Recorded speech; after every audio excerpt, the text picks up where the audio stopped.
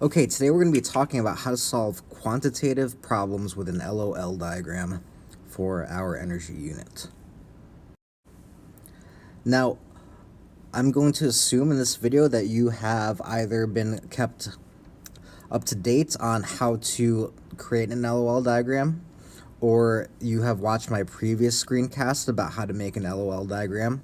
It's important that you understand that there are ways to store energy, and these are the 4 ways that we talk about. And here are the equations for each energy storage mode, as well as the location in which the energy is stored for each case.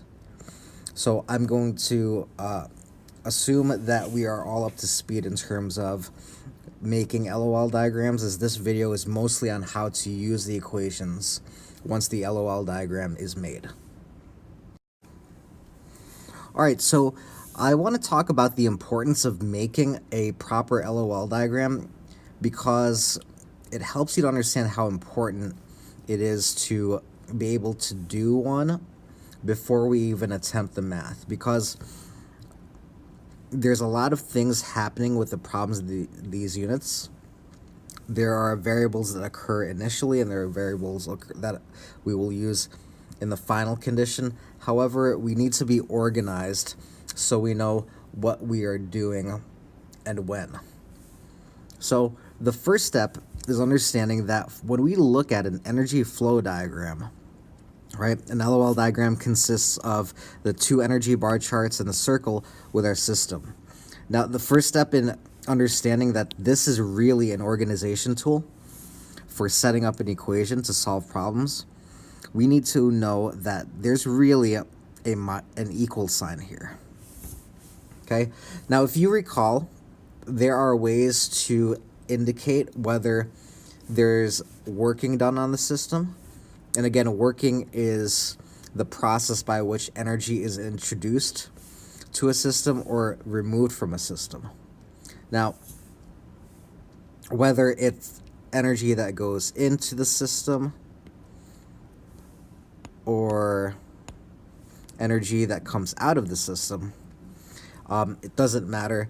It all occurs on the left-hand side of the equation. So let's start by saying that the equation, there's an equal sign, and here we have the energy initial, and plus or minus working is equal to the energy final. Okay, now depending on what is happening in the problem, we may have that the energy initial may be made up of only one of these terms, or maybe all 3. That is all dependent on the problem. Also, whether we have plus or minus working, also dependent on the problem. And likewise at the end, what types of energy storage modes are in use during the final case, that also depends on what's happening. So we're going to run through a few examples to show you what's happening. All right, so we will start with a problem that is a simple energy conservation problem where we have no friction. So in this problem, we have a 10 kilogram block that starts at rest, and it is at the top of a 5 meter tall ramp, which is frictionless. So we want to determine how fast it's moving at the bottom of the ramp. And we know that this ramp, again, is 5 meters tall.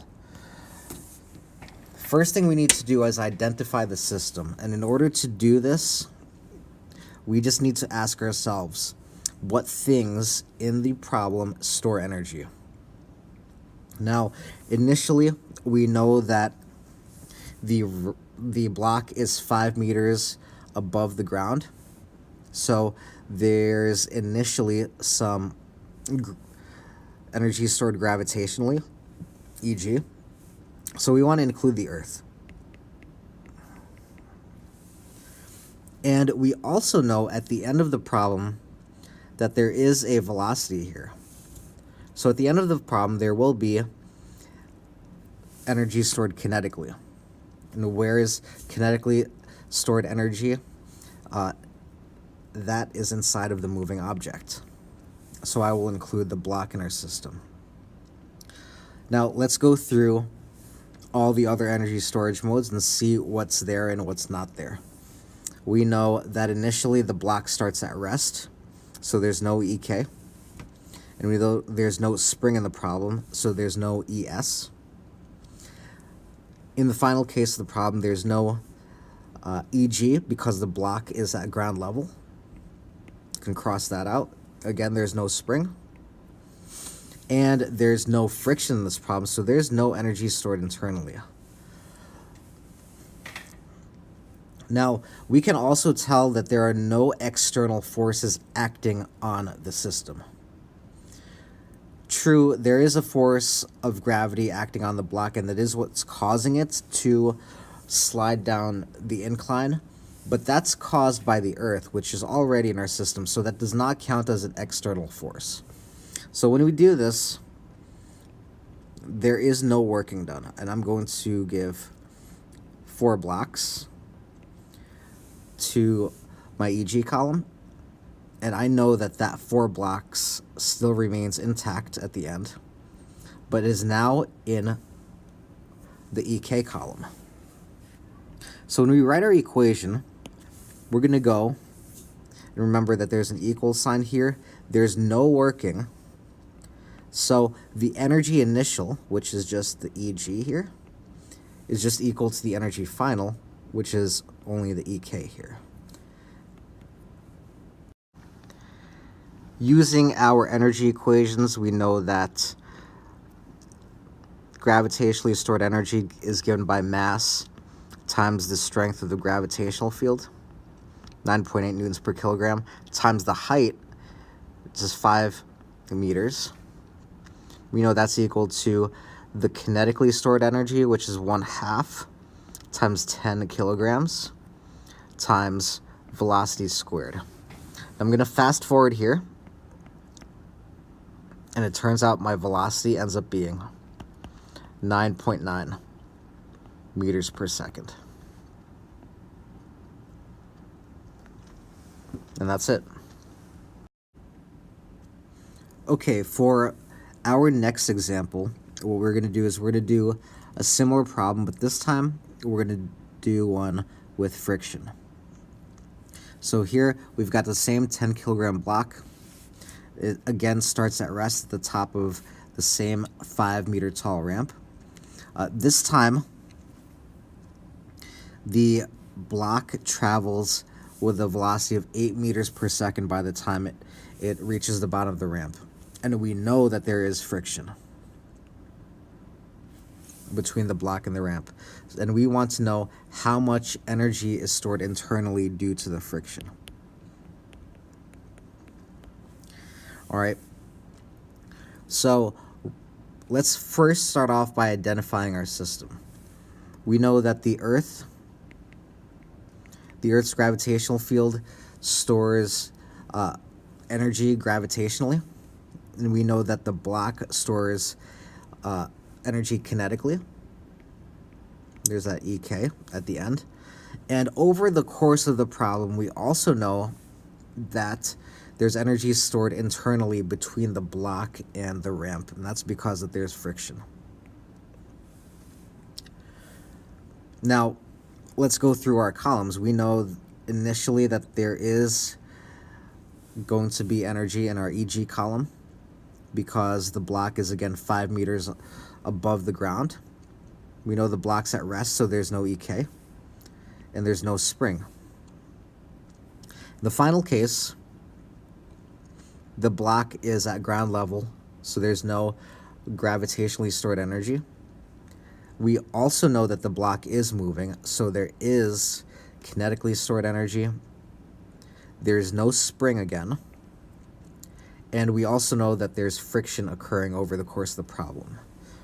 So that's how this problem differs from the previous one. Now I'm going to start off by assigning 4 blocks of energy. to my EG column.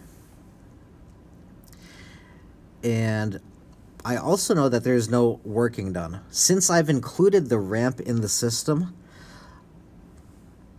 there's no external force acting on the block. All the forces acting on the block are due to objects that are also in the system. So there's no working done in this problem. Now for EK internal, at the end, it does not matter how I distribute these blocks. I could go 1 and 3 to the internal, I could go 2 and 2, I could go 3 and 1. It does not matter as long as it's the same. For this problem, I'm going to go with 3 and 1 here. Now, setting up our equation, again, we're going to recall that there's an equal sign here. And when we solve for the problem, the equation we'll be working with is EG is equal to EK plus E internal.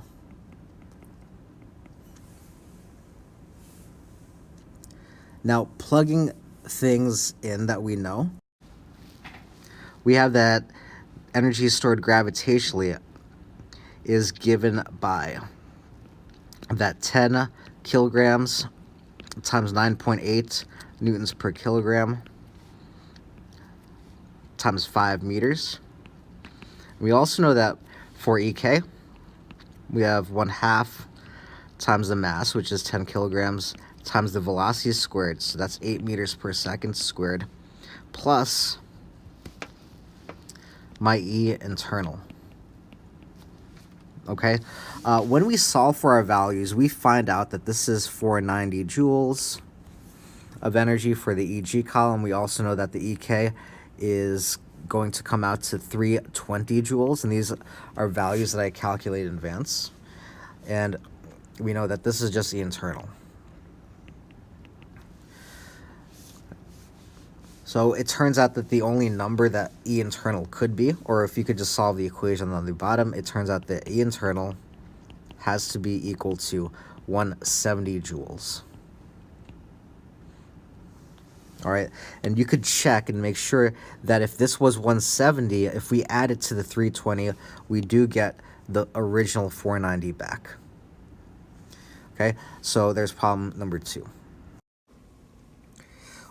All right, for our third and final problem in this video, I'm going to do an example with working.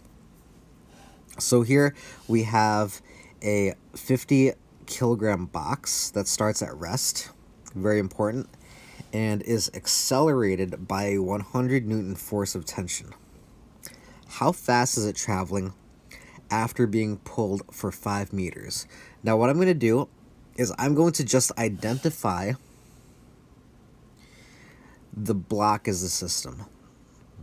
And we know that the block goes in the system because at the end it is moving, because we are saying we want to find how fast is it, so it has to have EK at the end. Now notice that a rope or a string cannot store energy based on what we've been talking about. So our system is only the block. Now the problem here is that there's no change in height, so there's no need to involve gravitationally stored energy. At the beginning, the block is at rest, so that's out as well. And there's also no spring. Now, in the final case, there's no change in height. Again, there's no spring. And let's say that there's no friction in this problem either. So here's the thing. We have a situation where I'm going to put 4 blocks on this, where the system has no blocks of energy, and it ends up with the 4 blocks that I just drew in. So we need to account for that 4 blocks of energy, because energy is conserved. Every bit of energy that we have needs to be accounted for. So that's where working comes into play. So here, 4 blocks of energy must have entered our system, and this is how we're going to do it. 4 blocks. And how we're going to say this is that we are adding working to this. Now, remember, working is the process by which energy enters or leaves a system. Now, let's write our equation. There's an equal sign here. So our equation becomes positive working is equal to EK. All right, so going back to our working equation, we know that working is equal to the external force times the displacement, or the distance by which that force was applied for. That's equal to our 1/2 mv squared. Plugging things in, we know that the external force was done by the tension, so that's the 100 newtons. The displacement here is 5 meters. I have 1/2. My mass of the block is 50 kilograms, and all I'm left with is a velocity squared. I'm going to move over here. Ran out of space. Solving for everything, at the end of the day, we have approximately 112 meters per second. I'm rounding to the whole number there. Now, plus or minus velocity, I drew the picture so that the person's pulling to the right. So we're going to grab the positive velocity. And there's our answer. Okay, so hopefully this helped. Watch this video a few times and let it sink in. Try the practice problems, and we'll talk more in class.